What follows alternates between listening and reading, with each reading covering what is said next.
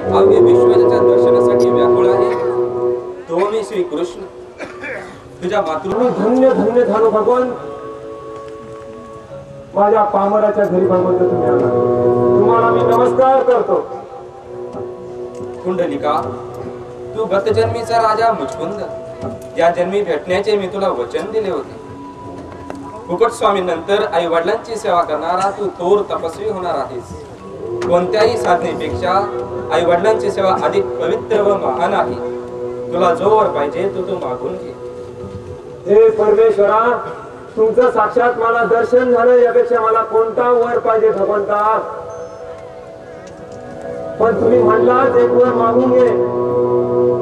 मला एकच वर द्या. तुमच्या भक्तांना एक सगुण सावळ रूप पिढ्यानुपिढे युगानुयुगे दिसू द्या भगवान. कुंडलिका जे कोणी आई वडिलांची सेवा करतील ती सेवा माझ्या चरणी रुजू होईल. युगानुयुगे आई वडिलांच्या भक्तीचे महात्म्य सांगण्याकरता युगानुयुगे मी याच विटेवरती कमरेवरती हात ठेवून उभा आहे. फक्त माझे दर्शन घेण्या अगोदर तुझे दर्शन घेतील. माझे नाम घेण्या अगोदर तुझे नाम घेतील. तू आई वडिलांची अनन्य भावने सेवा केली असल्यामुळे तुझी चंद्र सूर्य असेपर्यंत कीर्ती राहील. तथास्तु.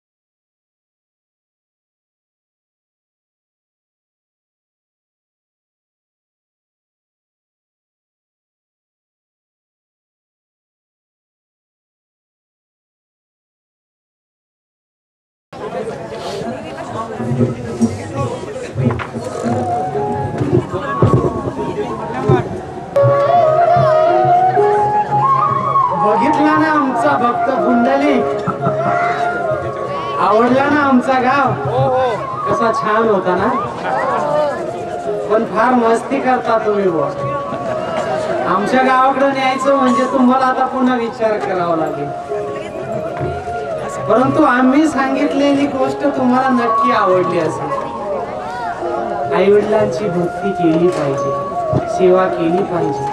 आई वडिलांच्या सेवेने परमेश्वर प्राप्त होतो हे पुंडलिकाच्या आदर्शातून तुमच्या लक्षातच आले पाहिजे. तर आता आपणही पुंडलिकाच्या पावलावरती पाऊल ठेवाल असं मला नक्की वाटतं. ठेवाल ना? भरून पावलं सगळं. पांडुरंग पांडुरंग पांडुरंग, पांडुरंग हरी, भगवान हरी, कृष्ण हरी, पांडुरंग पांडुरंग. तर मग आम्ही येऊ ना, पुन्हा कधी संधी भेटली तर भेटूया. या कधी आमच्या गावाकडे. अशा भरपूर कथा आहे आमच्याकडे सांगण्यासारख्या. तर मग येतो.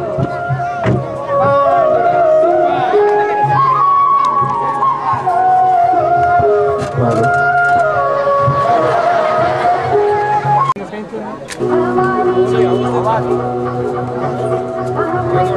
you.